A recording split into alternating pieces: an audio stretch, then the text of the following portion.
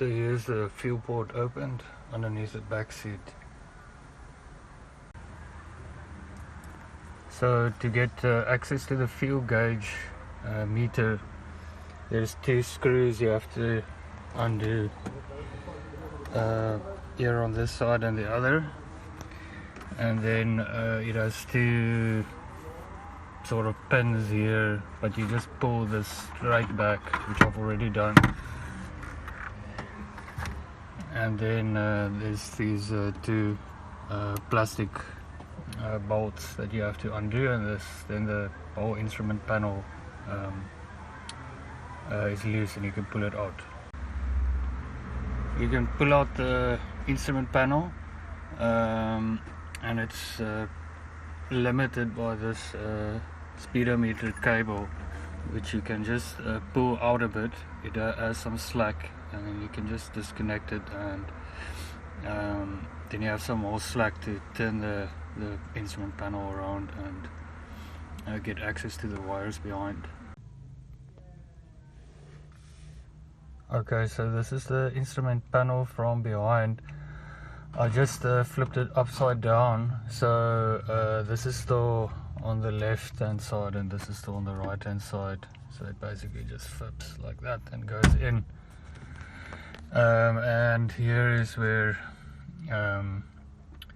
the speedometer cable, I disconnected it, and this is the odometer that measures the revs.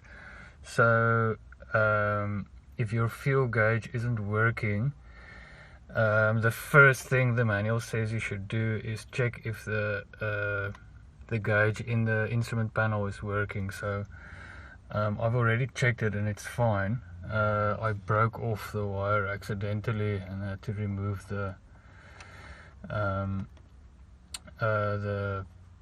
what do you call it, terminal.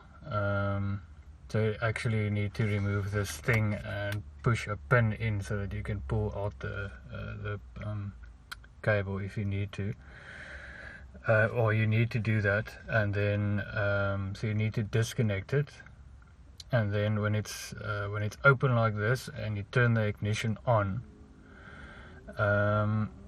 you have an open circuit from this terminal to ground.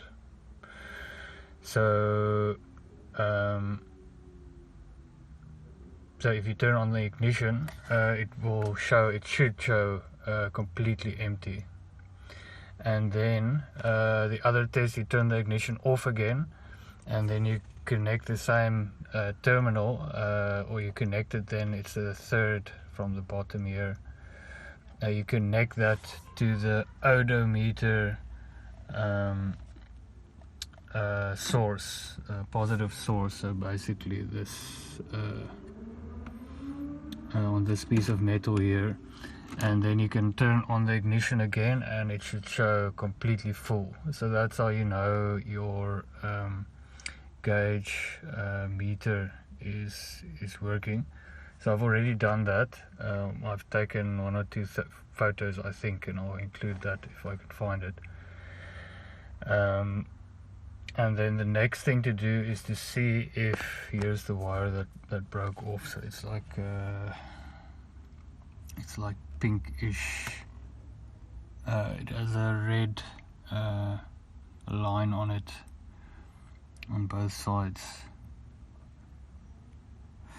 So you need to see if there's not a lot of resistance between here and where this wire goes to your fuel pump, to that one of those two wires. I just have to check. It looks like the right hand one, the pink one, to see what the resistance is, and see if that's the fault. If that's not the case, it's in the fuel pump. So before doing any other work on the fuel gauge on the petrol tank side, just connected both terminals on the battery. So I know you just need to break the circuit, so you probably only need to disconnect one, but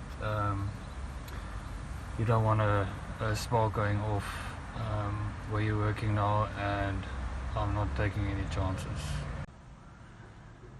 So on my multimeter connecting the right hand wire is viewed from the front to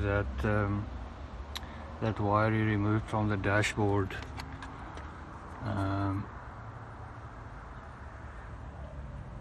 It gives you 1.6, 1.5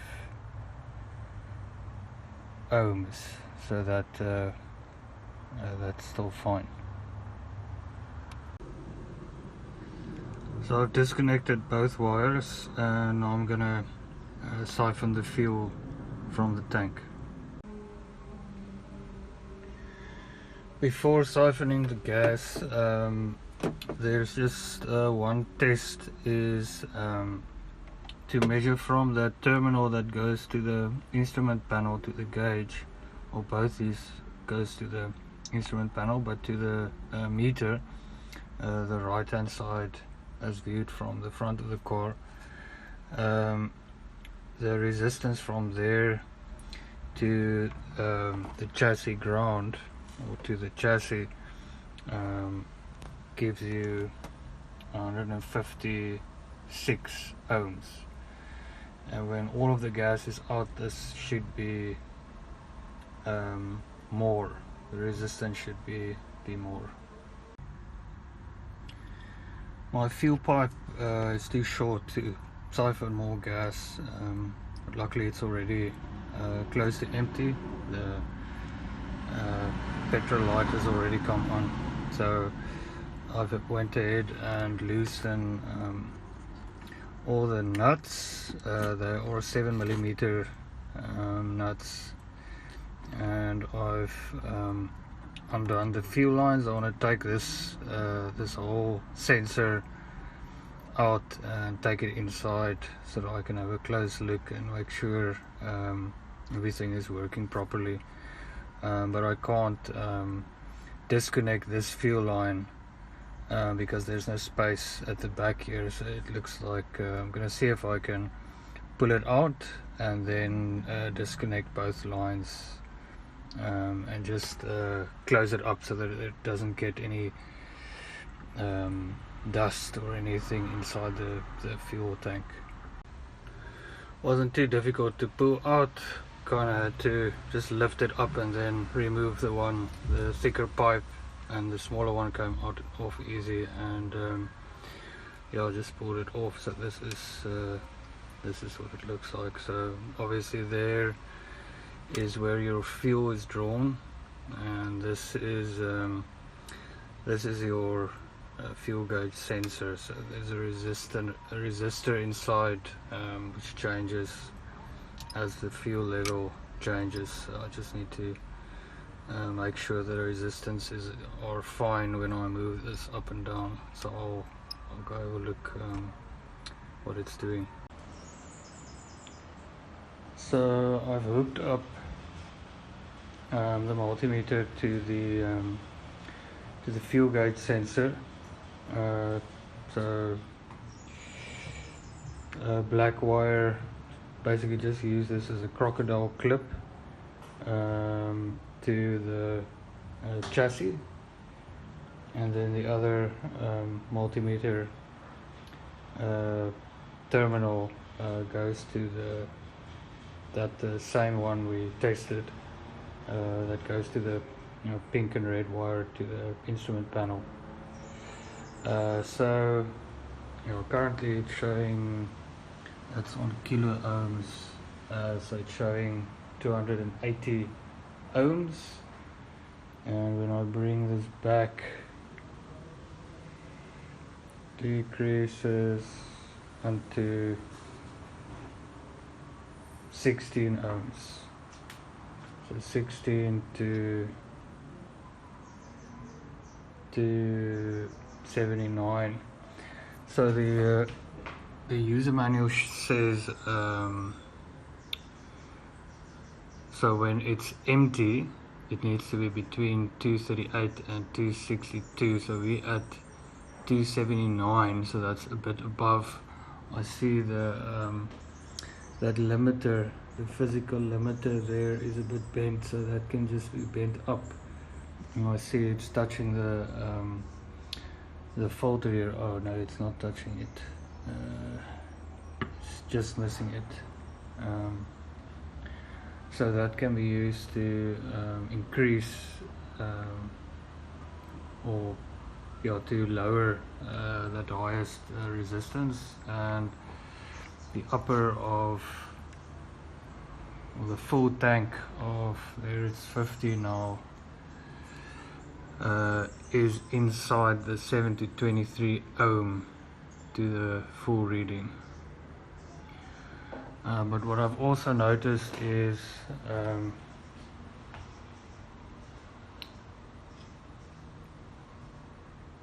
that I can move this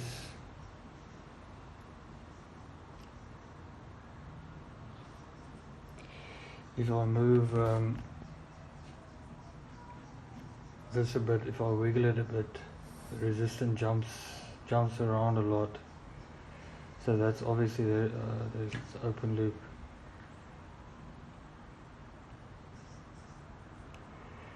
So that's obviously not good. So what I see on my meter is I'm driving, and then when I'm on full, when I put in full tank, the meter in the instrument panel shows how full, and then it slowly goes down, and then at some point it goes empty, and then it comes up again, and then it goes after a while, then it goes empty again, and then it's really close to empty. So I'm guessing when the tank is a certain amount full, it wiggles, that the resistance increases, so it shows that it's empty. So I'm gonna see if I can open this and see if maybe there's a bad connection, or I can bend something or something like that to fix it. Otherwise I'm gonna have to get a replacement.